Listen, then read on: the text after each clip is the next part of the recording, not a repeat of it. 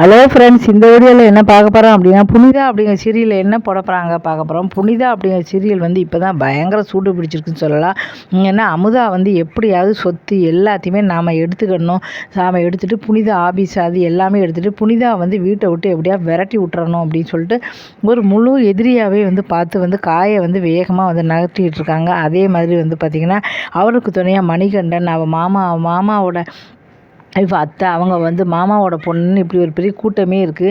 இப்போ வந்து பார்த்தீங்கன்னா அவரோட மச்சினோட பொண்டாட்டி இப்படி எல்லாருமே இருக்கிறதுனால எல்லாருமே வந்து சேர்ந்து, ஆனால் அவளுக்கு நல்ல மாதிரி வந்து நாடகம் மாதிரி வந்து பண்ணுறாங்க. இது வந்து பார்த்தீங்கன்னா அவங்க அம்மாவுக்கு வந்து ஒன்றுமே தெரியாது. ஆனால் வல்லவரானுக்கு ஏற்கனவே வந்து சந்தேகம் இருக்குது. இப்போ இப்படி தான் இருக்கும்போது இப்போ வந்து பார்த்தீங்கன்னா சொத்துக்காக எழுதிட்டு போய் அப்பாட்ட கையெழுத்து வாங்க போனாங்க. ஆனால் அங்கே அப்பா நினைவே இல்லாமல் இருந்தார். இதை பார்த்து புனிதா வந்து அதிர்ச்சி ஆனாங்க.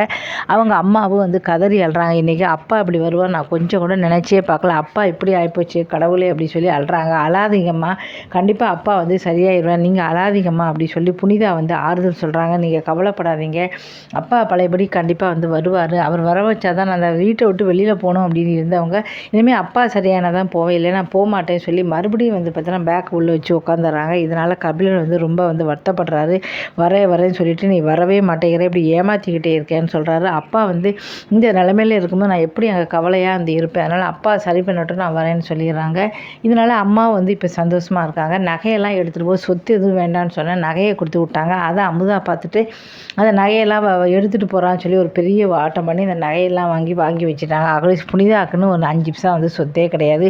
கோடீஸ்வரியாக பிறந்து வளர்ந்து உழைச்சிட்டு எல்லாத்தையுமே இங்கே கொடுத்துட்டு வந்து போகிறாங்க. ஆனால் அமுதா வந்து அப்படி கிடையாது. ஏழை வீட்டில் இருந்து அங்கே பிறந்தாலும் இப்போ வந்து கோடியாக பணம் நகை இதெல்லாம் வந்து எடுத்துட்டாங்க. நிலமை வந்து எப்படி மாறி போச்சு பார்த்தீங்களா. புனிதா காரில் போட்டு கோடீஸ்வரியாக இருந்தால், ஆனால் இன்றைக்கி புனிதா கையில் 5 பைசா கிடையாது.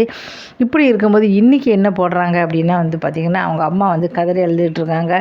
அப்பா இப்படி அவன் நினச்சி கூட பார்க்கல, யார் நீன்னு என்னை பார்த்து கேட்குறாரு, உன்னை பார்த்து கேட்குறாருன்னு அழுறாங்க. சரியாயிருமா, எல்லாமே ஒரு நாள் சரியாயிரும், கவலைப்படாதீங்க அப்படி சொல்கிறாங்க. அங்கே வந்து பார்த்திங்கன்னா அமுதா வந்து அவங்கள்ட்ட சொல்கிறாங்க, புனிதா இப்போ போகலைன்னா நான் விட்டுருவேன்னா, இதுதான் கடைசி, இதுதான் கிளைமேக்ஸ், எப்படியாவது புனிதா அந்த வீட்டை விட்டு விரட்டுவேன்.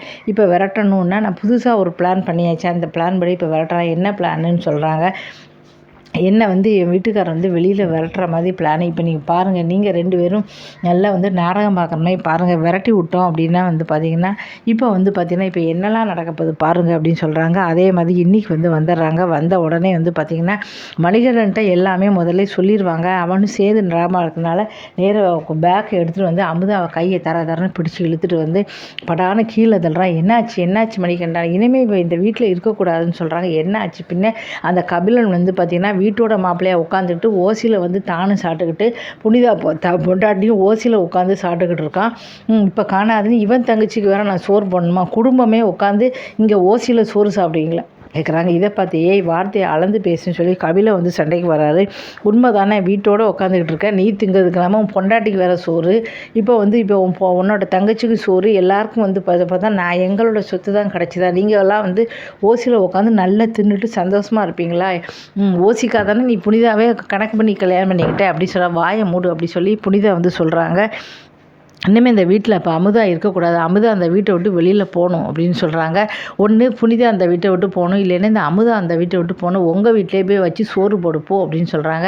இதை கேட்டு அவளுக்கு சோறு போட வழி இல்லாமல் நாங்கள் வந்து வரல, அவள் கல்யாணம் இங்கே அவள் இந்த வீட்டில் தான் இருக்கணும் அப்படின்னு சொல்லி அவங்க அம்மா சொல்கிறாங்க. வாயை மூடுமா, யார் என்ன சொன்னாலும் நான் கேட்க மாட்டேன், அமுதா இனிமேல் இந்த வீட்டில் ஒரு நிமிஷம் இருக்கக்கூடாது, இந்த வீட்டில் ஒன்று புனிதா இருக்கணும் அமுதா இருக்கணும், புனிதா வீட்டை விட்டு வெளில போகல அப்படின்னா இந்த அமுதா நீ வீட்டை விட்டு வெளியில் போ அப்படின்னு சொல்கிறாங்க. இதை கேட்டு வந்து பார்த்திங்கன்னா அப்படியே வந்து பார்த்திங்கன்னா இதெல்லாம் உண்மை நினச்சி புனிதாலாம் வந்து தேய்ச்சி போகிறாங்க. கபிலனுக்கு மணிகண்டனுக்கு ஒரு பெரிய சண்டையே வந்துருச்சு.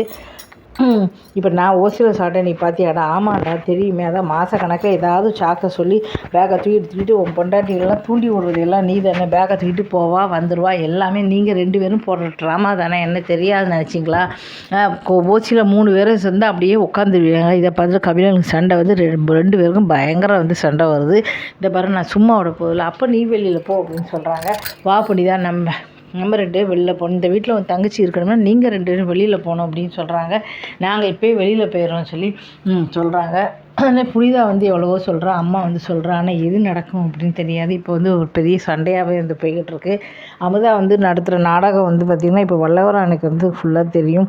இப்போ வந்து புனிதா உடனே சரி வீட்டை விட்டு வெளியில் போகலாம் வாங்கன்ட்டு உடனே கபிலன் வந்து நீங்கள் வரீங்களா இல்லையா, இல்லை நான் மட்டும் வெளியில் போகிறேன்னு சொல்லி பேக் எடுத்துகிட்டு போகிறாரு.